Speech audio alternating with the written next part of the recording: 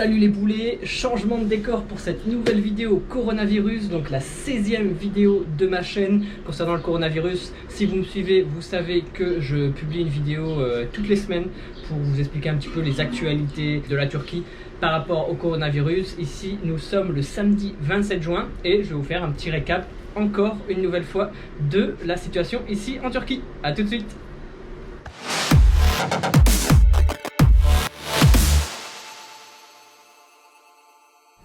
Pour commencer, comme d'habitude, je vais prendre mes petites notes pour commencer avec les chiffres. Donc les chiffres de la semaine. Donc en Turquie, on recense 194 511 personnes infectées par le coronavirus. Il y a plus de 5000 morts. On a dépassé là, cette semaine la barre des 5000 décès ici sur le territoire turc. Donc on en est à 5065 exactement. Et concernant les nombres de guéris, nous sommes à 198. Donc 167 198. Pour tout ce qui est rang mondial, la Turquie redescend d'un cran. Voilà, on était 12e en matière de nombre d'infectés dans un pays. Et donc on était 12e la semaine dernière et là on est 13e. Le top 3 ne change pas, ce sont les États-Unis, le Brésil et la Russie. Avec attention l'Inde qui voit son nombre de cas augmenter considérablement ces derniers jours. Ensuite, je vais vous parler également d'un nouveau chiffre parce que vous me l'avez beaucoup demandé dans les commentaires, le ratio mort par population. Donc il faut savoir que la Turquie est au-delà du 30e rang mondial, elle est 36e. Ce ratio est assez intéressant parce qu'on peut voir que la Belgique fait partie des pays où la crise est la plus forte en fait. La crise liée au coronavirus est la plus élevée parce que la Belgique compte 84 décès par tranche de 100 000 habitants. Cela signifie que sur 100 000 habitants, il y a 84 personnes qui meurent du coronavirus. Donc c'est l'un des plus hauts ratios. Donc la Belgique, voilà, je l'ai découvert en faisant ces recherches-là. Donc la Belgique est l'un des pays les plus touchés, elle fait partie du top 3. Pour information, donc la Turquie, elle compte simplement 6,27 décès par 100 000 habitants. Et la Belgique 84, donc c'est assez énorme. Après par exemple il y a la France, elle est positionnée au 8e rang, elle est même avant les États-Unis. Donc les États-Unis on en entend parler tout le temps, ils disent ah c'est catastrophique la situation etc. Au final c'est pas si catastrophique que ça parce que les États-Unis s'en sortent mieux que la France, vu qu'ils comptent 38,13 décès par tranche de 100 000 habitants. Et le Brésil dont on entend parler également, on compte 26,51 par 100 000 habitants. Donc voilà, ils sont 15e le Brésil, la France est 8e. Donc ces chiffres nous montrent quand même la gestion, on va dire, de la situation, de la crise à travers le monde. Et voilà, on dit toujours, ah la France ça va, elle s'est pas si mal débrouillée. Bah, moi je suis pas trop d'accord parce que 44 morts par 100 000 habitants comparé à la Turquie qui en a que 6, c'est vraiment un gap énorme. Et on parle voilà, des États-Unis, le Brésil, etc. qui sont dans une situation catastrophique et au final ils sont quand même encore meilleurs que la France à ce niveau-là. Et en plus c'est beaucoup des pays d'Europe, hein, l'Italie, l'Espagne, l'Allemagne, etc. Ils font partie des pays les plus touchés. Ensuite, aujourd'hui, actuellement, voilà, on est le samedi 27 juin au moment où je tourne la vidéo et c'est le baccalauréat turc. Voilà, ici, on est confiné à cause du baccalauréat. Voilà, c'est juste pour les aider, pour que les étudiants puissent aller plus facilement à leur examen et pour éviter voilà, un attroupement et trop de regroupement, et éviter la propagation du virus. Donc c'est le TYT et le AYT en fait, c'est le diminutif voilà, pour l'examen équivalent au baccalauréat. Donc en fait ce sont les lycéens qui passent cet examen là pour aller à l'université. Donc aujourd'hui 27 juin il y a un confinement entre 9h30 et 15h, donc personne ne peut sortir dans toute la Turquie. Ce n'est pas simplement à Istanbul, c'est vraiment 81 villes ici en Turquie sont confinées jusqu'à 15h.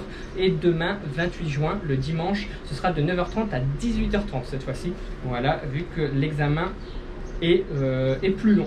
Donc voilà, tout le monde est confiné, mais c'est juste pour la raison de l'examen, ça n'a rien à voir avec voilà, une augmentation des cas ou autre, c'est juste par rapport à ça. Donc voilà, j'ai déjà vu pas mal de choses. J'ai été vite. Également la Turquie a lancé donc un label tourisme sûr. donc c'est Safe Tourism, et donc elle a mis ça en place dans beaucoup de ces établissements touristiques, donc les hôtels, les centres de vacances, les restaurants, etc. Notamment dans le sud de la Turquie, dans les régions un peu plus touristiques, Antalya, Bodrum, Izmir. Et donc elle a mis en place cette certification, donc Safe Tourism, qui regroupe plus de 100 critères de sélection. En fait, si vous êtes un établissement vraiment sûr et qui respecte vraiment toutes les mesures sanitaires liées au coronavirus, donc pour essayer d'endiguer au maximum la propagation du virus, il y a plein de choses, donc c'est par exemple le personnel doit être masqué, donc masqué avec un masque et masqué aussi avec la visière. Ensuite, est-ce qu'ils ont des gants, est-ce qu'il y a des étiquettes, des autocollants qui sont collés un peu partout pour respecter les distanciations sociales, est-ce qu'il y a une caméra thermique à l'entrée des bâtiments pour vérifier la température, est-ce qu'il y a un nettoyage qui est fait régulièrement. Voilà, il y a plein de critères, plus d'une centaine de critères, et tous les établissements qui respectent cette centaine de critères ont droit à cette certification tourisme sûr pour rassurer les gens, pour rassurer les touristes et pour essayer d'augmenter un petit peu les arrivées, parce que là c'est encore très limite. Je pense qu'il y a 15 fois moins de touristes qui sont venus en Turquie cette année comparé à l'année dernière. C'est absolument énorme. Donc là, pour éviter d'avoir une crise encore cet été, pour essayer de repousser le tourisme, parce que la Turquie est un pays très touristique, ça attire beaucoup de monde, notamment au niveau de sa localisation entre les pays du Moyen-Orient, l'Afrique du Nord, l'Asie avec la Russie, etc. et l'Europe. Voilà, c'est vraiment central. On espère le meilleur. Voilà, on croise les doigts pour que les tourismes reviennent. Et en parlant de ça, donc pour que les touristes reviennent, il faut que les vols reprennent. Et donc concernant la France, il faut savoir que si vous avez regardé ma dernière vidéo, donc la vidéo de la semaine dernière, vous savez que les franco-turcs, les Turcs de l'étranger, les personnes qui ont un permis de résidence comme moi, ce que j'ai, donc un ikamet, une carte de séjour, peuvent revenir en Turquie via avion. Donc voilà, la semaine dernière c'était depuis quelques villes, notamment Paris et Lyon. Là il y a de plus en plus de villes qui sont ouvertes, et à partir du 1er juillet, comme l'avait annoncé Monsieur Macron lors d'un discours il y a une dizaine de jours de cela, a dit que l'Union européenne allait réouvrir ses portes à partir du 1er juillet, et c'est bien le cas. À partir du 1er juillet, toutes les personnes normalement qui vivent en Europe pourront sortir donc des frontières européennes pour aller voyager et pour notamment partir en vacances. Et il faut savoir que la Turquie réouvre ses portes, donc ses frontières sont réouvertes pour tout le monde depuis le 11 juin. Donc ça veut dire que si les pays étrangers veulent venir en Turquie, ouvrent leurs frontières pour que leurs citoyens aillent en Turquie, la Turquie les accepte. Voilà, il y a bien sûr des contrôles à l'arrivée, que ce soit par voie aérienne, par voie maritime ou par voie terrestre. Il y aura des contrôles à chaque fois systématiques, donc notamment la température avec le petit pistolet, et puis des tests si jamais vous avez des symptômes. Et peut-être, voilà, pour les non-turcs, ce sera peut-être une quatorzaine. Voilà, donc attention, si vous avez des symptômes liés au coronavirus, vous êtes peut-être amené à devoir subir une quatorzaine à votre arrivée en Turquie. Donc il faut toujours faire attention à ça.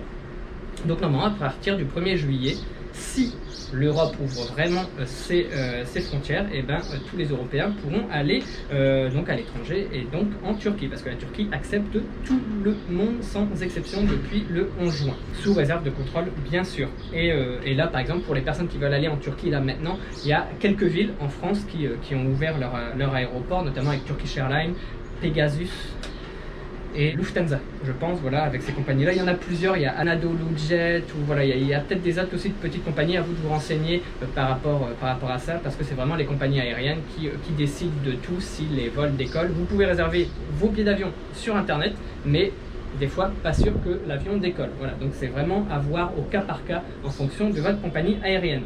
Mais sachez que, en tout cas, si vous voulez, vous pouvez, à partir du 1er juillet, la date de réouverture des frontières européennes, vous êtes capable de venir ici en Turquie. Donc voilà, c'est terminé pour cette vidéo. Désolé, là j'ai peut-être été un peu vite parce que comme vous avez vu, nouveau décor, déménagement. En fait, j'ai changé d'appartement. Je vous rassure, je suis toujours en Turquie, à Istanbul. Je vous en dis plus dans ma prochaine vidéo, donc n'hésitez pas. La vidéo de la semaine prochaine, je vais vous faire un petit tour, une petite visite guidée de mon nouvel appartement. Donc si vous êtes intéressé, regardez ma vidéo de la semaine prochaine. Et puis voilà, je pense que c'est terminé.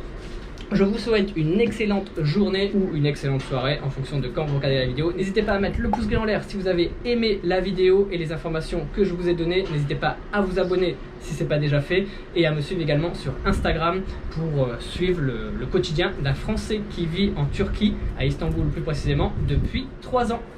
Tchuss les poulets!